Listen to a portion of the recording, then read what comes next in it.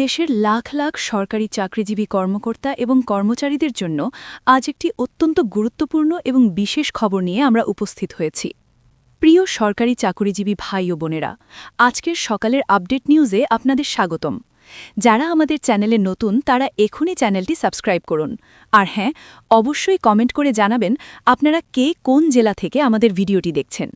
তবে চলুন কথা না বাড়িয়ে আজকের সর্বশেষ সংবাদটি জেনে নিন।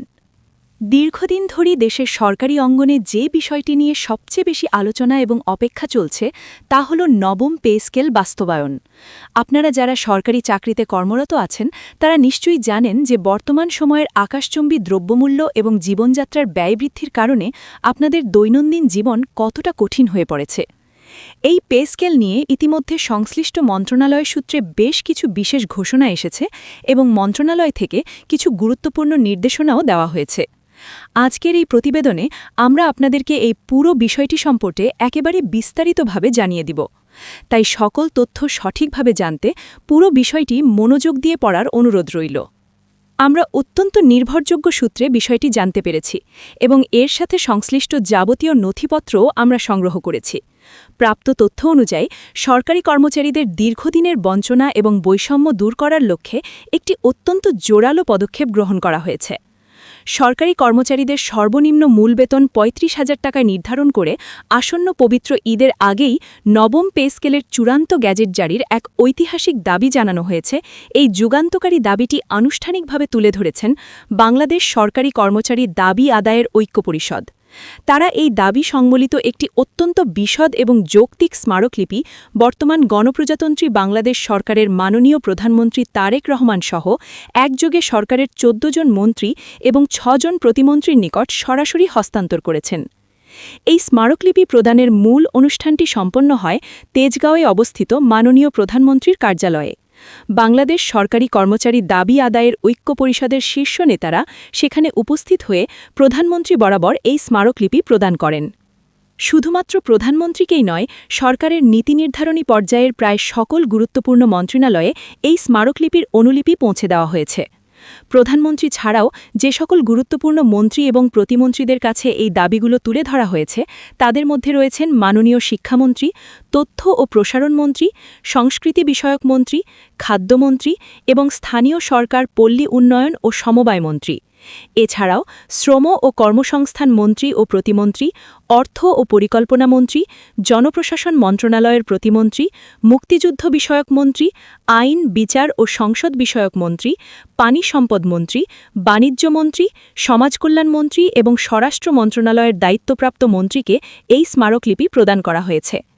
এর মাধ্যমে মূলত সরকারের সমগ্র প্রশাসনিক কাঠামোকে কর্মচারীদের এই যৌক্তিক দাবির বিষয়ে ওয়াকিবহাল করা হয়েছে।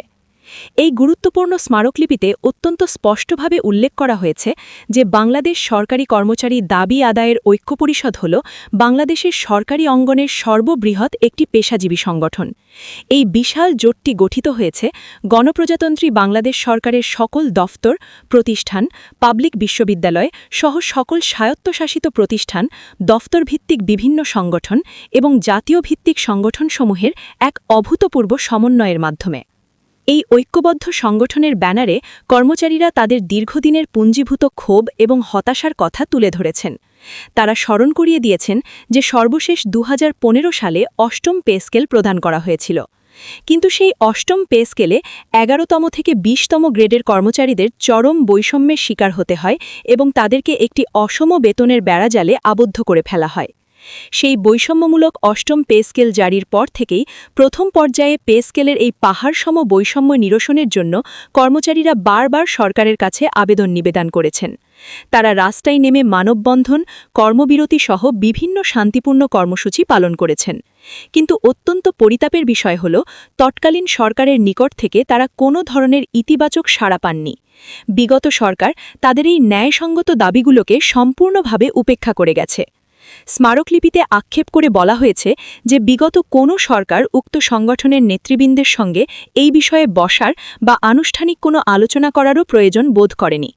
অথচ ইতিহাস সাক্ষ্য দেয় যে বিগত বিএনপি সরকার তাদের শাসনামলে অর্থাৎ ১৯৯১ সাল এবং ২০০৫ সালে সরকারি কর্মচারীদের দুঃখ দুর্দশা এবং জীবনযাত্রার মান অত্যন্ত গুরুত্বের সাথে বিবেচনা করে দুটি যুগান্তকারী পে স্কেল প্রদান করেছিল।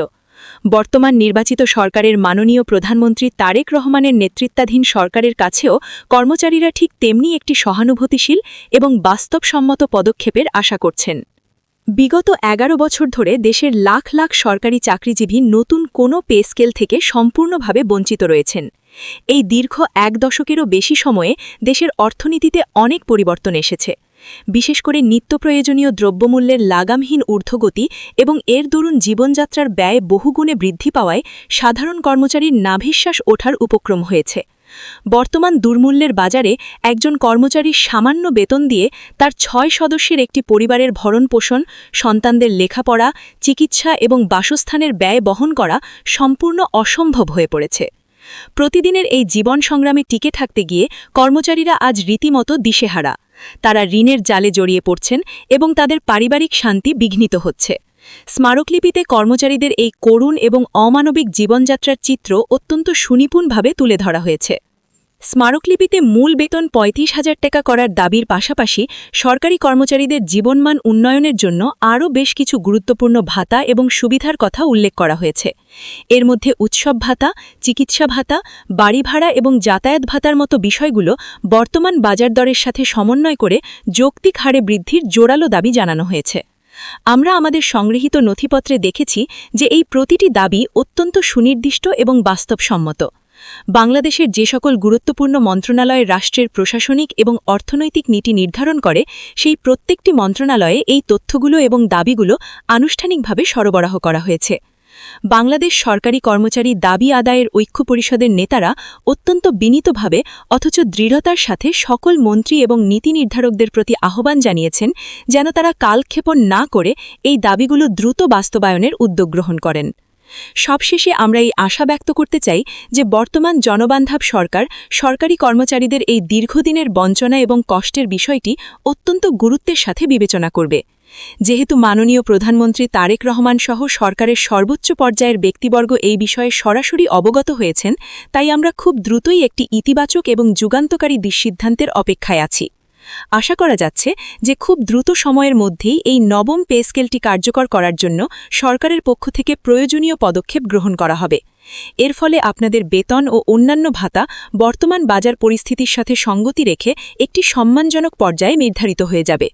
ঈদের আগেই গ্যাজেট প্রকাশের যে দাবি কর্মচারীরা করেছেন, সরকার যদি তা বাস্তবায়ন করে তাহলে দেশের লাখ লাখ সরকারি চাকরিজীবীর ঘরে এবারের ঈদ নিয়ে আসবে এক অনিবাল এবং বাঁধ ভাঙা আনন্দ। ভিডিওটি খুবই জরুরি, তাই দয়া করে সবার সাথে ভিডিওটি শেয়ার করতে ভুলবেন না। আর নতুন ভিডিও আপডেট পেতে এখনই চ্যানেলটি সাবস্ক্রাইব করুন।